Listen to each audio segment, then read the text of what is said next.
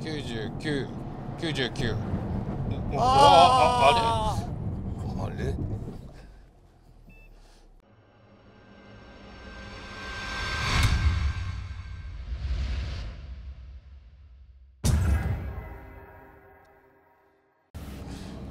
はい、ゴルフ R です。タイヤはブリヂストンポテンザ S005 の19インチです。ちょっとタイヤ減ってまして、今フロントが5ミリぐらい、リアが4ミリ弱、3.9 とか 3.8 ぐらいです。104、5、104、103、102、101、100、100、100、100、100、100。おやっぱでもとりあえず止める方向ですね。そうだね。なんか、これはドイツ車の考え方なのかね。前からでもね、ライントレースよりもストッピングパワーっていうのは、なんとかフォルクスワーゲンはそんな感じだったね。100、101、102、103、104、103、102、102、はい、ハンドル先行。101、ハンドル先行。101。あらら。ああ、出たー。あらら。出た。しばらく何も止まらない曲がらないでしたね。ちょっと。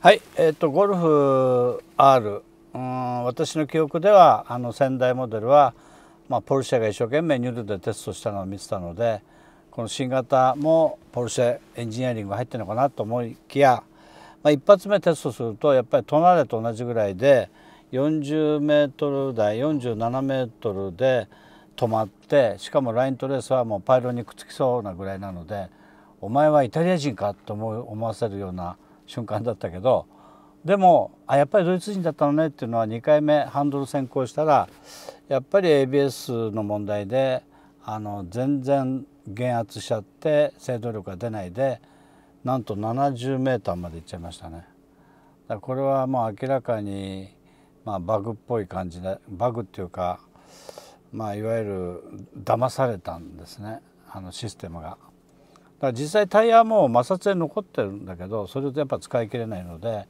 やっぱこういうところがしっかりソフトウェア作っていかないと、この持ってるハードウェアの力をやっぱり引き出せない。最近でいうところのソフトウェアディファインドビークルって言われてますから、やっぱワーゲンとあろうメーカーであっても、このソフトの領域はまだまだアップデート必要なのかなと思いますね。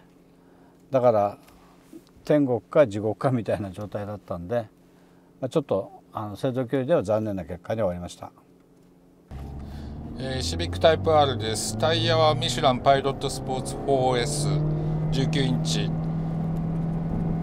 溝はみんな7ミリ以上あります。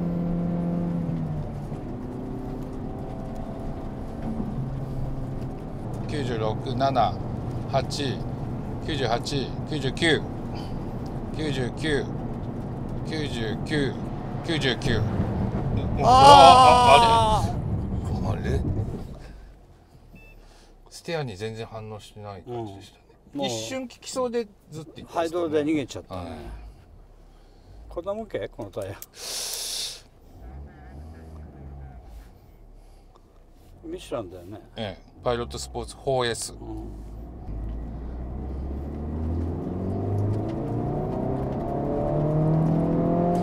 107、6、5、4、3、2、97、6、97、98、99、99。はい、103。99。はい、ハンドル先行、ハンドル先行です。はい。ハンドル先行。はい、99。ハンドル先行。99。おお。だからウェットの初期の点打で全くハイドルでさよならって感じです。なんかボンちゃん嬉しそうだ。いや大変だなと思って。船みたいですね。だから打が入ってからしばらく経ってからみたいな。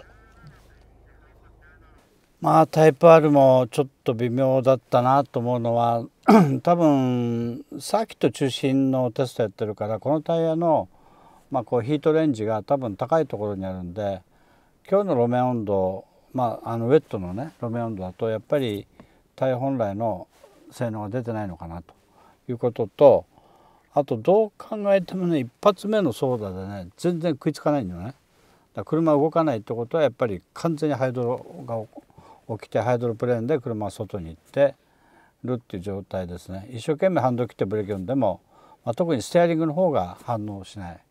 で2度目にハンドル先行でいくと、もっとそれが顕著に出て、最初の10メーターぐらいかな、全くフロントが食いつかないで、もうフロントドリフトアウトっていう状態でしたね。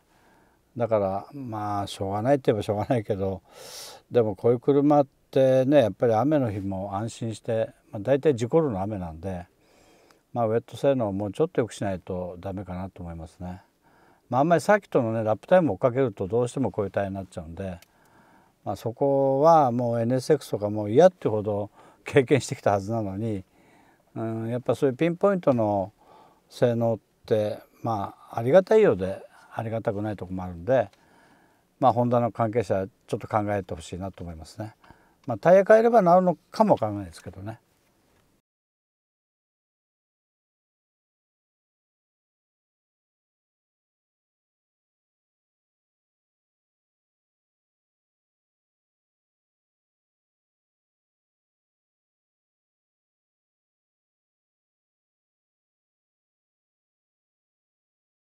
昨年シビックタイプ R ね、いろんなサーキットに乗ったんですけども、やっぱタイプ R、NSX が始まったホンダの R レーシングスピリッツ、これと R 対決するんだったら何がいいのかなって考えて、いたゴルフ R、これもね昔はポルシェが作ったようなところもあったので、やっぱり GTI と違って2リッターで4駆でシビックタイプ R ほどのパフォーマンスはないにしても、やっぱりゴルフ R というのは一つの時代を作り上げたので、これも面白い対決になるだろうなと思って、実際にいろいろテストしてみました。